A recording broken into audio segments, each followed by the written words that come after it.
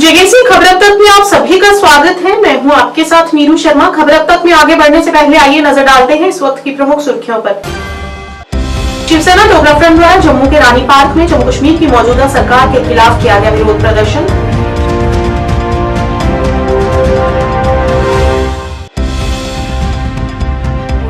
कोटा में पेश आया एक आगजनी का मामला। शॉर्ट सर्किट के कारण 3 मंजिला घर में लगी आग।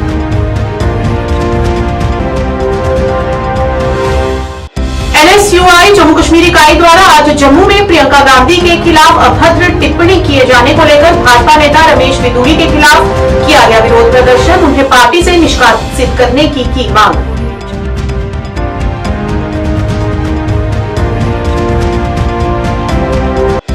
भाजपा जिला अध्यक्ष कुपवाड़ा जावेद कुरैशी ने जम्मू में रेलवे सेवा का उद्घाटन करने के लिए पीएम मोदी की खूब सराहना। अब समाचार विस्तार से। शिवसेना डोगरा फ्रंट द्वारा जम्मू के रानी पार्क में नेशनल कॉन्फ्रेंस के खिलाफ विरोध प्रदर्शन किया गया। इस मौके पर प्रदर्शनकारियों ने जमकर नारेबाजी की और रोष प्रकट किया। इस मौके पर डोगरा फ्रंट के अध्यक्ष अशोक गुप्ता ने कहा कि नई सरकार बने अब 2 महीने हो चुके हैं, लेकिन चुनाव के दौरान किए गए सभी वादों को खारिज कर दिया गया है। असेंबली चुनाव के दौरान नेशनल कॉन्फ्रेंस जम्मू कश्मीर द्वारा 12 गैस सिलेंडर 200 यूनिट बिजली मुफ्त देने का वादा किया गया था, परंतु अभी तक इन बातों को पूरा नहीं किया गया। इस मौके पर उन्होंने संबंधित अन्य भी कई मुद्दों पर रोष प्रकट किया। चुनावी वादे पूरे करो, वादे पूरे करो, 200 यूनिट बिजली 200 यूनिट बिजली 200 यूनिट बिजली 200। चुनाव के अंदर चुनावी वादा करा भूल गए। अभी यही तय हो रहा है। बिजनेस रूल्स क्या है? अरे 2 महीने से ज्यादा सरकार को बने हुए हो गया, लेकिन तय नहीं कर पा रहे कितनी पावर किसके पास है। और चुनावी वादे लोगों ने पूरे दिए, तब सरकार बनी। 200 यूनिट बिजली गरीबों को माफ करेंगे, वो वादा कहाँ है? 12 सिलेंडर लोग देख रहे हैं, 12 सिलेंडर कदू आने महाराज, 200 यूनिट बिजली कदू मिलनी है, और बिजली के बिल लाखों रुपए आ रहे हैं। कोई इसके विषय के अंदर विचार करने का प्रयास नहीं करता। और काट बिना है हमारे सवेरे 6:30 से 7:30 और 8:30 से 9:30 एक क्षेत्र के अंदर होगा। और काट कितना हो गया? 6-6 घंटे का काट हो गया। कोई पूछने का प्रयास नहीं करना चाहता। सरकार बनी, एक आशा कि एक युवा मुख्यमंत्री हमारे बीच के अंदर आया है, और युवाओं के आने के उपरांत एक आशा की किरण बनने का प्रयास हुआ।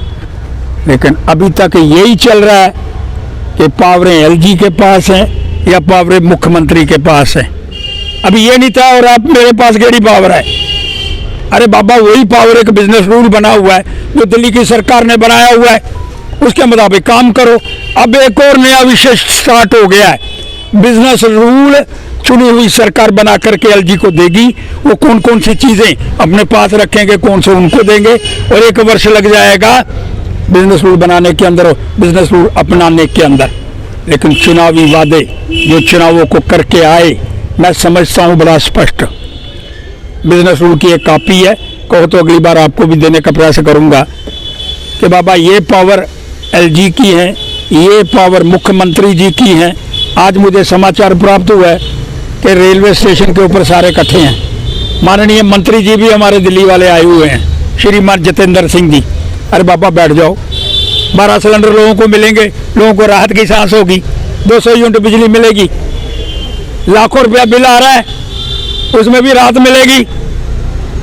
लेकिन कोई व्यक्ति इसके विषय के अंदर विचार करने का प्रयास नहीं करना चाहता। प्रयास क्या है? ये मेरी पावर है, ये तेरी पावर है, ये उसकी पावर है। प्रयास ये चल रहा है, और उस सारे प्रयास के अंदर हम फेल साबित हो रहे हैं। इसलिए मैं मांग करना चाहता हूं, ये रसाकशी जो, अरे दिल्ली पैसे दे रही है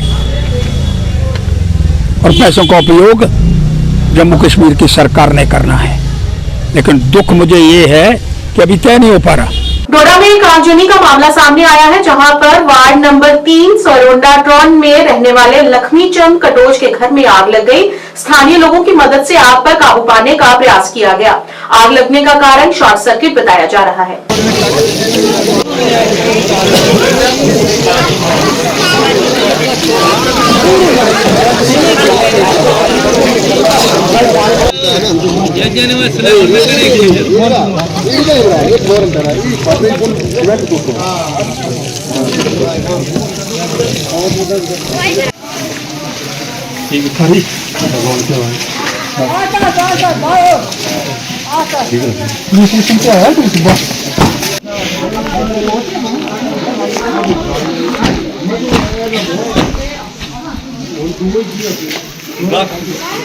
यहाँ कुछ आवाज सुनी, मैंने कहा ऐसा हुआ टीन पर ये चूहे शूहे चलते हैं, मैंने कहा होगा कुछ वैसे, तो मैं फिर सो गया।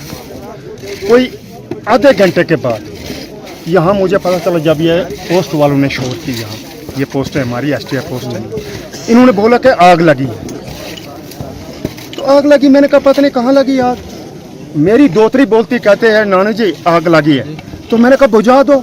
मैं अपने उसमें जब यहाँ देखा तो क्या देखो, बस जब यहाँ से शॉर्ट हुई है ये लाइन, यहाँ से जो मेरी यहाँ ये इस घर के लिए थी लाइन, सर्विस लाइन, ये शॉर्ट हुई। शॉर्ट होने की वजह से कोई पता नहीं चला किस वक्त शॉर्ट हुई, क्या हुआ है। यहाँ कभी 440 चलती है, कभी क्या चलता है, एक ही फेस चलता है, पीछे से क्या करते हैं।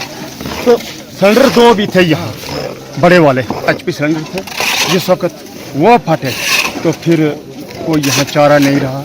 इस जनता ने जो भी किया मेरे लिए, मैं कहता हूँ मैं बहुत बहुत इनका शुक्रगुजार हूँ।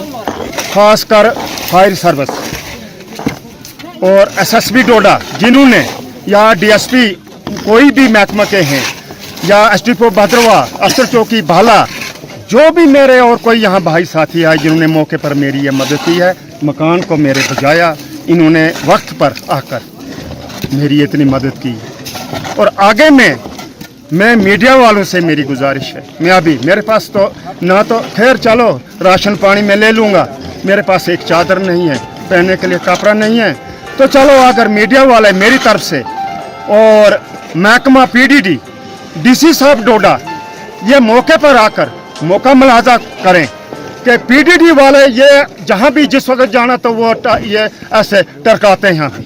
पोल देखें हमारे क्या है, मौका मुलाजा करके। मैं सिर्फ यही बात में यही कहता हूँ कि यहाँ आकर ये मौका देखें। जो मेरा नुकसान हुआ है, मैं चाहता हूँ मुझे कुछ उनकी तरफ से मदद मिले, बस इतना मैं कहना चाहता हूँ। कांग्रेस सांसद और महासचिव प्रियंका गांधी पर की गई टिप्पणी पर भाजपा नेता रमेश बिधूड़ी के खिलाफ national student union of India Jammu Kashmir इकाई द्वारा प्रदर्शन किया गया। प्रदर्शन के दौरान उन्होंने भाजपा नेता रमेश बिधूड़ी का पुतला जलाकर रोष प्रकट किया। उन्होंने कहा कि ये न केवल प्रियंका गांधी बल्कि सभी महिलाओं के लिए उन्होंने अभद्र टिप्पणी की है, जिसकी उन्होंने कड़े शब्दों में निंदा की। इस मौके पर उन्होंने उनके खिलाफ कड़ी कार्रवाई करने और उन्हें पार्टी से निष्कासित करने की भी मांग की। हिंदुस्तान जेपी नड्डा कार्रवाई करो, प्रियंका जी के सम्मान में NSUI मैदान में प्रियंका जी के सम्मान। रमेश बिधूड़ी मुर्दाबाद, मुर्दाबाद, मुर्दाबाद। रमेश बिधूड़ी मुर्दाबाद, मुर्दाबाद, मुर्दाबाद। रमेश बिधूड़ी माफी मांगो, माफी मांगो, माफी मांगो। बीजेपी जवाब दो, जवाब दो, जवाब दो। महिलाओं के सम्मान में NSUI मैदान में प्रियंका जी के सम्मान में NSUI मैदान में प्रियंका जी के सम्मान में NSUI मैदान में। नाम अजय लखोत्रा है और मैं NSUI जम्मू कश्मीर का प्रदेश अध्यक्ष हूं। जैसा कि आपको पता है कि कल भारतीय जनता पार्टी के सीनियर लीडर रमेश बिधूड़ी जी के द्वारा एक बहुत ही शर्मनाक बयान जो है हमारी नेता और लोकसभा में हमारी MP श्रीमती प्रियंका गांधी वाड्रा जी के खिलाफ आया है, जिसमें उन्होंने उनके खिलाफ एक अभद्र टिप्पणी और अभद्र शब्दों का प्रयोग किया। मैं ये कहना चाहता हूँ कि ये सिर्फ प्रियंका गांधी जी की बात नहीं है, ये 50% जो हमारे देश की आबादी है, महिला आबादी है, ये उनका अपमान है। ये रमेश बिधूड़ी, मैं आपको याद दिलाना चाहूँगा, ये वही नेता हैं जिन्होंने एक माइनॉरिटी कम्युनिटी के खिलाफ लोकसभा के एमपी रहते हुए इन्होंने अभद्र टिप्पणी का वहाँ पे भी इस्तेमाल किया था और तब भी माफ़ी मांगी थी, और आज भी ये हमें सुनने में आ रहा है कि अभी ये इस वक्त तक माफ़ी मांग चुके हैं। हम ये बीजेपी के जेपी नड्डा साहब से ये पूछना चाहते हैं कि आपने उनको कालका से टिकट देने का काम किया है, आपने जब उन्होंने एक कम्युनिटी विशेष के खिलाफ लोकसभा में बयान दिया था उसके बाद आपने उनको राजस्थान में प्रभारी लगाने का काम किया था। क्या भारतीय जनता पार्टी में यही एक पैमाना रह गया है कि जो जितनी नीच हरकत, जितने नीच बयानबाजी करेगा उसको इतना बड़ा रिवार्ड देने का काम किया जाएगा? हम इसके कड़े शब्दों में निंदा करते हैं और ये कहना चाहते हैं कि ये माफियों से गुजारा नहीं होगा। ये अगर कोई एक बार करे तो वो गलती मानी जाती, जब वो कोई बार बार करे वो हैबिचुअल ऑफेंडर माना जाता है और उनके ऊपर कड़ी कार्रवाई होनी चाहिए, उनका मैंडेट कैंसिल होना चाहिए और राजनीति में नज़ीर साबित होनी चाहिए कि जो कोई ऐसी अभद्र टिप्पणी करेगा उसको कोई भी पार्टी हो, राजनीति से ऊपर उठ के महिलाओं का अपमान कोई भी करे उसको बर्दाश्त नहीं किया जाना चाहिए। और हम ये मांग करते हैं, आज हम यहाँ पे एनएसयूआई के कार्यकर्ता यहाँ पे पुतला भी फूकेंगे उनका, और ये मांग करते हैं, माफी हमें बर्दाश्त नहीं है, हम ये मांग करते हैं उनको पार्टी से निष्कासित करने का काम किया जाए और उनकी टिकट कैंसिल कर दी जाए। भाजपा जिला अध्यक्ष जावेद कुरैशी ने जम्मू में नई रेल सेवा का उद्घाटन करने के लिए प्रधानमंत्री नरेंद्र मोदी का आभार व्यक्त किया है। मीडिया से बात करते हुए कुरैशी ने इस विकास के महत्व पर प्रकाश डाला और कहा कि आर्थिक रूप से कमजोर वर्गों को भी किफायती किराए पर भारत के सभी राज्यों में यात्रा करने में सक्षम बनाएगा। उन्होंने आगे कहा कि निकट भविष्य में रेलवे नेटवर्क का विस्तार बारामूला और कुपवाड़ा तक होने की उम्मीद है, जिससे कनेक्टिविटी बढ़ेगी और क्षेत्र में विकास को बढ़ावा मिलेगा। मैं वज़ीर आज़म हिंद नरेंद्र मोदी जी साहब का शुक्रिया अदा करता हूं। आज रेल का जो इनेकाद हुआ है जम्मू कश्मीर के लिए, और ये जम्मू से बारामूला के लोगों के लिए एक सबसे बड़ा तोहफा है, खासकर कश्मीर के उन लोगों के लिए जो दिल्ली का सफ़र करना चाहते थे या बाकी स्टेटों का सफ़र करना चाहते थे और गरीबों के ख्वाबों को आज तक चकनाचूर किया गया था। ये वाहिद भारतीय जनता पार्टी है और वज़ीर आज़म हिंद नरेंद्र मोदी जी साहब ने जो आज रेल का इनेकाद किया है, ये गरीबों के लिए तोहफा है। आज यहाँ से कोई भी गरीब किसी भी स्टेट में जा सकता है। मैं अपनी तरफ से और ज़िले कुपवाड़ा की आवाम की तरफ से वज़ीर आज़म हिंद नरेंद्र मोदी जी साहब को मुबारकबाद पेश करता हूँ। सामान बहुत जल्द होगा, बारामूला से कुपवाड़ा भी ट्रेन आ जाएगी और भारतीय जनता पार्टी ने जो आज तक अपने मैनिफेस्टो में लिखा है वो हकीकतन पूरा होगा और जिले कुपवाड़ा को भी जल्द अज जल्द रेलवे से जोड़ा जाएगा। सुरनकोट के स्थानीय लोगों ने पुलिस द्वारा नशे के खिलाफ की जा रही कार्रवाई पर सुरनकोट को नशा मुक्त बनाने के लिए एसडीपीओ सुरनकोट इजाज चौधरी और थाना प्रभारी को बधाई दी है और जिला प्रशासन खासकर एसएसपी पुंछ से ऐसे लोगों को पुरस्कार देने की भी अपील की गई है। स्थानीय लोगों ने उनके प्रयासों की सराहना की और भविष्य में ऐसे ही कार्य करने और ड्रग माफियाओं के खिलाफ शिकंजा कसने को कहा।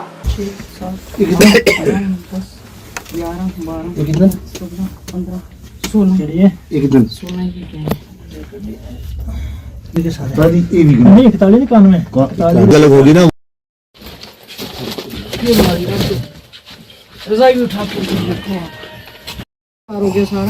तो हम आपका थैंक्स कहते हैं, या वक्तन वक्त में मारिया की खबर लेते हैं और जो हमारे एरिया की लोगों की खैरियत व खफा के साथ रहते हैं।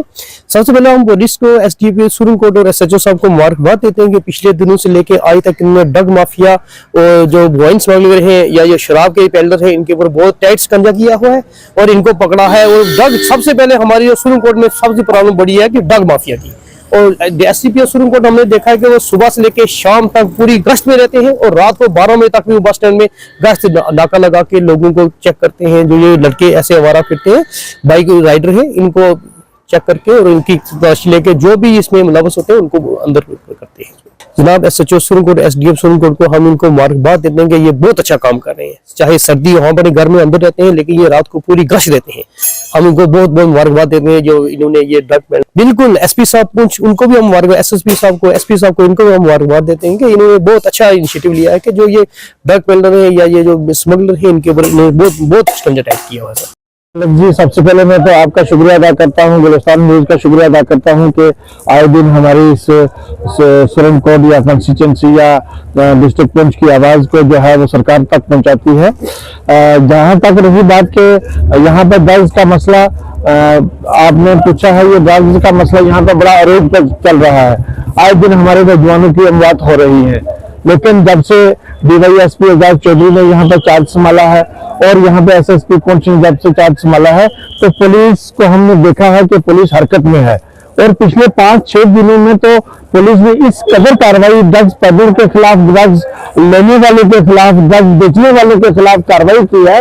जिस तरीके से पुलिस ने बढ़ चढ़ कर जो है हमारे सिविल जो सोसाइटी के लोग हैं उनका साथ दिया है और सिविल सोसाइटी में मिलकर पुलिस का साथ दिया है, वो सामने देखने को मिल रहा है। कोई भी नौजवान शाम को जो है वो आज सड़कों में, बाजार में जो है वो नजर नहीं आ रहा है। यहाँ पर तरह तरह के बंदे जो है वो पिछले दिनों देखने को मिल रहे हैं और ऐसे ऐसे लोग इसमें इन्वॉल्व पाए गए हैं जो सामने आए हैं जिनका हम कभी सोच भी नहीं सकते थे।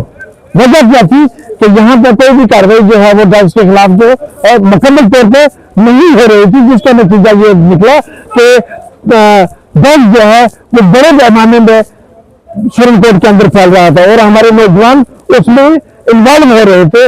देखा आपने कि पिछले दिनों में हमारे एक नौजवान की मौत होगी। उसी का मद्देनजर रखते हुए मैं पुलिस सुप्रीम कोर्ट को दिल की अमीन गहराइयों से मुबारकबाद पेश करता हूँ, खास करके एजाज साहब को और SHO थापा जी को, क्योंकि जिस कदर उन्होंने नौजवानों को बचाने की कोशिश की है, एंड सल्यूट। और दूसरी तरफ बड़े अफसोस से यह कहना पड़ रहा है कि जिस कदर हमारे सिविल लोगों ने, उलमा हजरात ने, बार एसोसिएशन ने, सिविल सोसाइटी ने, यहाँ के नौजवानों ने जिस कदर बढ़ चढ़ कर हमारा साथ दिया और हम यहाँ पे शराब खाने की दुकान को खोलने में ना मतलब कामयाब रहे थे। यहाँ पर सुप्रीम कोर्ट की शराब खाने में दुकान जो है वो नहीं खोलनी चाहिए और वो नहीं खोली और इंतजामिया को यहाँ घुटने के टेकने पड़े। और परसों हमने देखा है कि सुप्रीम कोर्ट के अंदर एक मेंढर का रहने वाला आदमी जहाँ पर शराब बेच रहा है और उसके कमरे से 160 बोतल का मिलना ये साबित करता है और कैश ये साबित करती है कि ये लोग जो है वो चाहते हैं कि सुप्रीम कोर्ट के नौजवान जो है वो शराब में मुब्तला रहे और सुप्रीम कोर्ट का जो भाईचारा है उसको जो है वो भाईचारे को खराब किया जाए। मैं मुबारकबाद देता हूँ खास करके जिला SSP साहब को और बिलखसूस DYSP साहब को कि SHO साहब को कि ये पिछले हफ्ते में ये 4-5 कार्रवाई ऐसी हुई है हमारे सुप्रीम कोर्ट में। मैं मुबारकबाद देता हूँ इन 3 बड़े ऑफिसरों को, इनको भी मुबारक, इनके खानदान को भी मुबारक कि कई बच्चों की आपने जान बचाई है। यहाँ हिंदू मुस्लिम सिख बड़ी एकता का एक ये हमारा जो है ये सुप्रीम कोर्ट ये गवारा है। यहाँ कोई पार्टीबाजी है इस किस्म की कहानी नहीं है। मैंने उस दिन देखा कि मेरी दुकान के सामने DYSP साहब ने एक लड़के को चेक किया, ऐसे ही चेक किया, उससे एक वाइट पेपर मिला। तो मुझे बहुत खुशी हुई कि ये समझते हैं कि कौन क्या करता है, कौन क्या नहीं करता है। तो मैं मुबारकबाद देता हूँ और मैं हायर अथॉरिटी पुलिस को ये गुजारिश करता हूँ कि इनको अवार्ड से नवाजा जाए ताकि जो बिना खाए पिए एक ऑनेस्ट अफसर और सोमो सलात का पाबंद, नमाज का पाबंद और उसमें दुर्रा ये कि लोगों की जान छुड़ाते हैं वो कि भाई लोग इस कुर्रा में बसे, अमन से बसे, ना कि ये नशे की अलामत रख के तो जवान बच्चे दुनिया से जा रहे हैं। लिहाजा मैं आपके चैनल के थ्रू जनाब SSP साहब को मुबारकबाद देता हूँ कि आपकी ये जो टीम है बेहतरीन टीम है। देश और दुनिया में आज खालसा पंथ की नींव रखने वाले सिखों के 10वें गुरु श्री गुरु गोबिंद सिंह जी का प्रकाश पर्व मनाया जा रहा है और वहीं दक्षिण कश्मीर के अनंतनाग बुधवारा में बड़ी धूमधाम और हर्षोल्लास के साथ आज श्री गुरु गोबिंद सिंह जी का जन्मदिन मनाया गया। इस मौके पर श्रद्धालुओं ने गुरुद्वारा में जाकर शीश नवाए और शब्द कीर्तन का आनंद उठाया।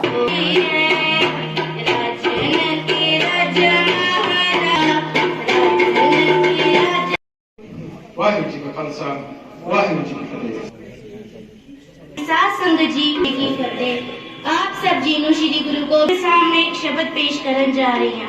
आओ। राजन के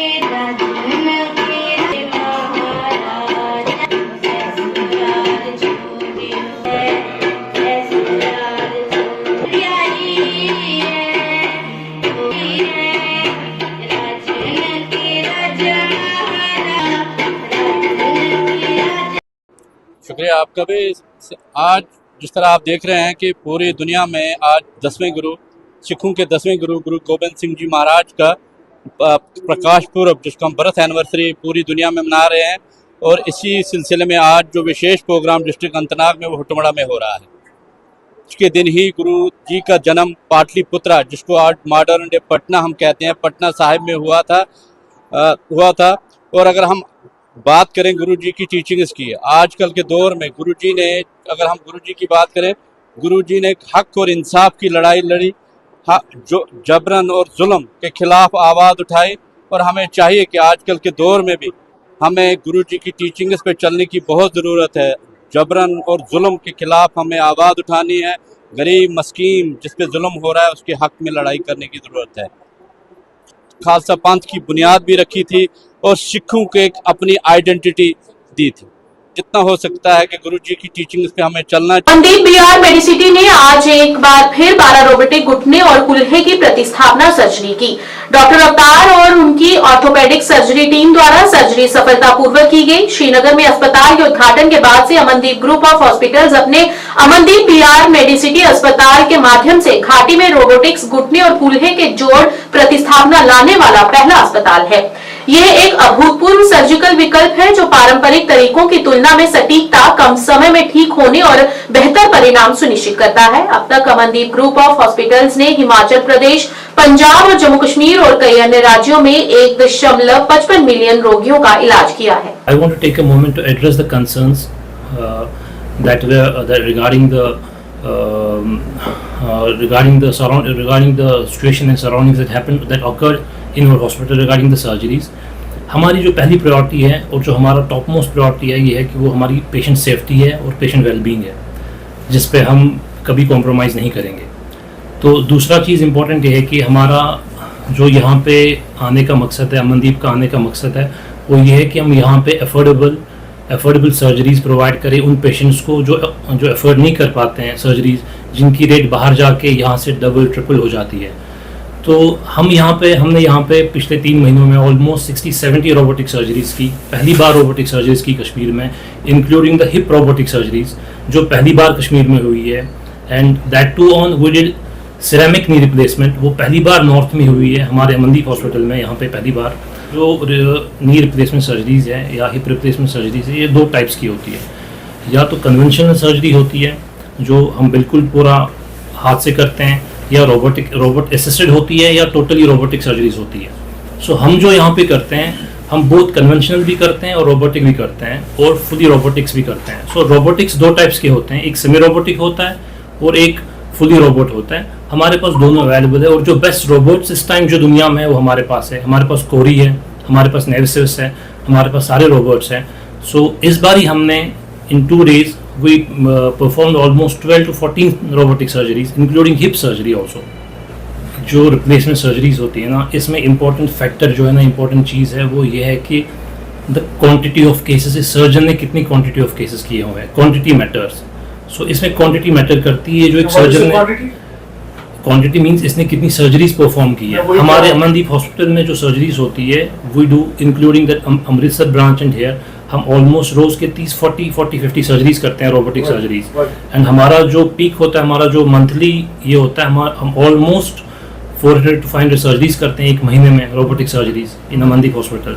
सो चूज़ अमनदीप को इसलिए करना है क्योंकि जहाँ पे ये बल्क में सर्जरीज होती होंगी और जहाँ पे ये महीने में 2-3 बार ही होती है, there is a lot of difference between doing surgeries in periphery and doing in tertiary care hospital.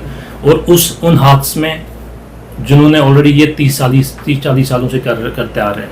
सो ये एक चीज़ है, experience and number of cases. And हमने किए ऑलमोस्ट मुझे तो लग रहा है almost is we have recorded that in our documents that we have done almost 1.1 million surgeries हमारे अमनदीप हॉस्पिटल में।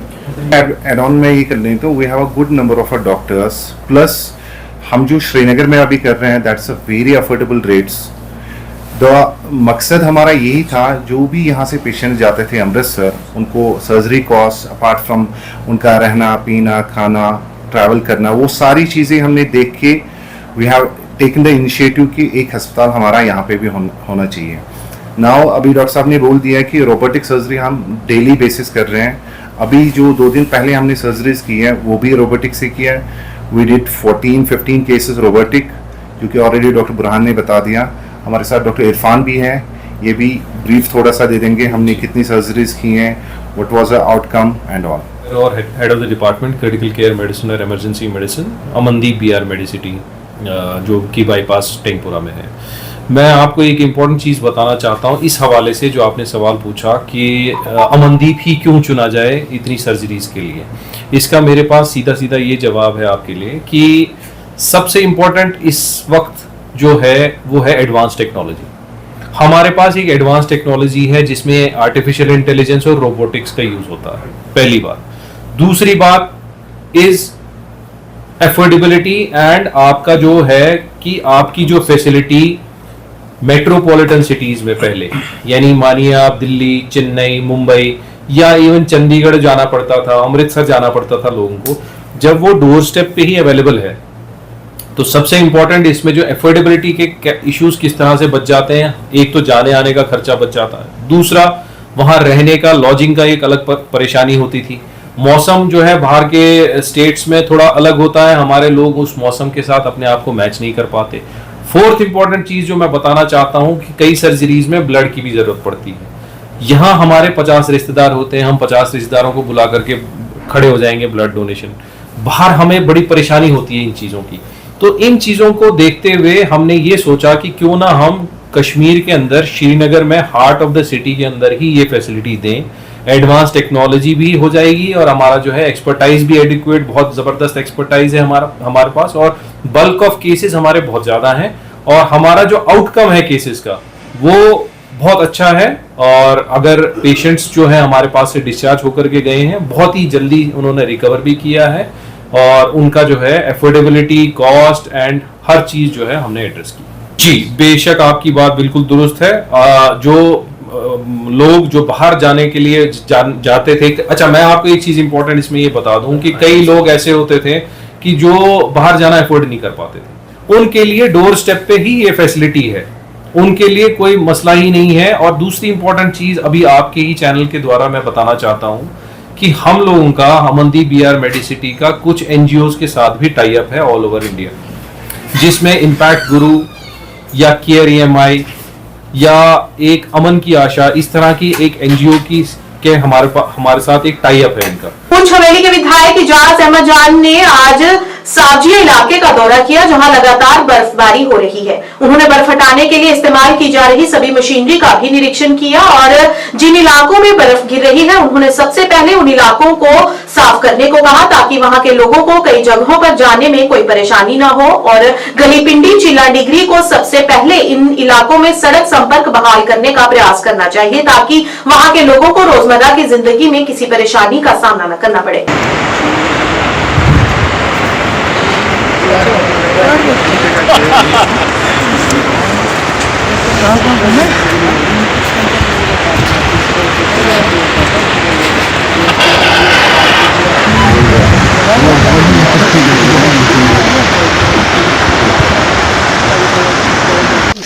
आज सुबह से ही जैसे बर्फबारी जो है मंडी ब्लॉक में और upper reaches of Nangali Sai Baba block में जो है हो रहा है, लोरर में भी बर्फ़ जो है काफ़ी पड़ रही है। इस वक्त मैं गंगिया में डन्ना में पहुंचा हूं और जो स्नो जो उठाने की मशीन है वो शाम 4:30 से ही ऑपरेशनल है। मुझे बड़ी खुशी है कि डिस्ट्रिक्ट एडमिनिस्ट्रेशन, DC साहब, SSP साहब, पुलिस के ऑफिसर हजरात, दोनों मंडी के, सावजिया के और लोरन के जो हमारे SHOs हैं और जो पुलिस स्टेशन इंचार्ज हैं वो बिल्कुल तैनात हैं, काम कर रहे हैं। लाइट जो है वो रिस्टोर जो है वो की जा रही है। 2-3 जगह बंद है लेकिन 300 निकल पड़ी है। उसमें मैं बिजली डिपार्टमेंट को मुबारकबाद देता हूँ कि उनकी टीम भी जो है निकली हुई है और BRO भी जो है वो भी अपना रोड को देख रही है। उनको भी मैं मुबारकबाद देना चाहता हूँ कि जो OC साहब हैं वो भी इसको मॉनिटर कर रहे हैं। और मुझे लगता है कि रात में और बर्फ़ जो है गिरेगी, लेकिन मुझे लगता है मॉर्निंग में कल 10-11 बजे तक दोबारा से हमें यहाँ पे अपनी मशीन भेजनी पड़ेंगी ताकि दोबारा से ये रोड जो है वो क्लियर हो। और एक कमिटमेंट जो उमर अब्दुल्ला साहब की सरकार की और हमारी रहती है कि रोड जो है वो ऑपरेशनल रहे और जगह हमेशा खुली रहे। जिला अस्पताल रियासी में मरीजों को स्वास्थ्य संबंधित अच्छी सुविधाओं को ध्यान में रखते हुए 12 बेड का आईसीयू मरीजों को समर्पित किया। जानकारी के अनुसार पहले जिला अस्पताल रियासी में मात्र 5 बेड का आईसीयू था, जिसको जिला अस्पताल में अपडेट करते हुए 12 बेड आईसीयू को अपग्रेड किया गया है। सभी बेड के साथ वेंटिलेटर भी रखे गए हैं। इसके साथ साथ साफ सुथरे अटैच बाथरूम भी मरीजों के लिए बनाए गए हैं ताकि मरीजों को किसी भी प्रकार की कोई परेशानी न हो।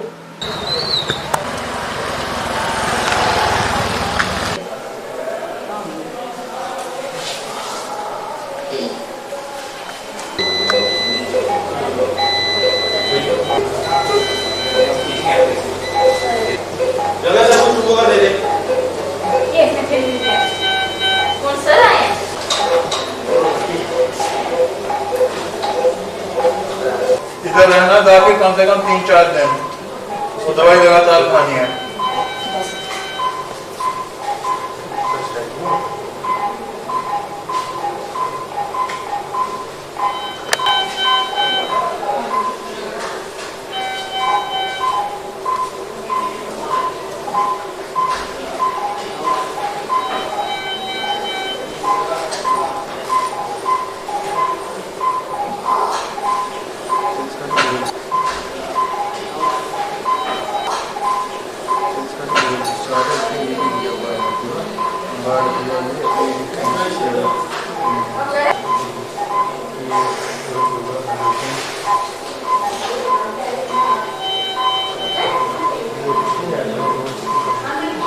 जो हमने अपग्रेडेड आईसीयू बनाया हुआ है, इससे काफ़ी ज़्यादा फायदा होगा मरीजों का। मरीजों को जो हम फैसिलिटीज दे सकते हैं, सबसे पहले वेंटिलेटेड बेड्स हैं, ऑलमोस्ट इस वक्त तो सारे हैं, बट हम कम से कम 4 वेंटिलेटेड बेड्स रखेंगे। और जब हम वेंटिलेटर ट्रेनिंग दे देंगे, इस वक्त जब हम पेशेंट्स को वेंटिलेटर पर रखते हैं तो मैंने और पवनीत जो मेरे साथ जैसन है, हम दोनों को बैठना पड़ता है इधर, बट इन फ्यूचर हम सबको ट्रेन करेंगे ताकि हमें नहीं बैठना पड़े, बाकी भी मैनेज कर सकें। तो हमारा यही पहले उपलब्ध है कि वेंटिलेटर फैसिलिटी हम इधर उपलब्ध करें। दूसरा, बाथरूम नहीं थे पुराने आईसीयू में, इसमें अटैच क्लीन बाथरूम है। स्पेसिंग बहुत अच्छी है ताकि प्रोसीजर जो हमने करने हैं, इंटुबेशन हो, सेंट्रल लाइंस हो, वो हम इधर करेंगे। खबरें अब तक की आज के इस अंक में इतना ही। नया अंक लेकर फिर हाजिर होंगे, तब तक के लिए दीजिए इजाजत। नमस्कार।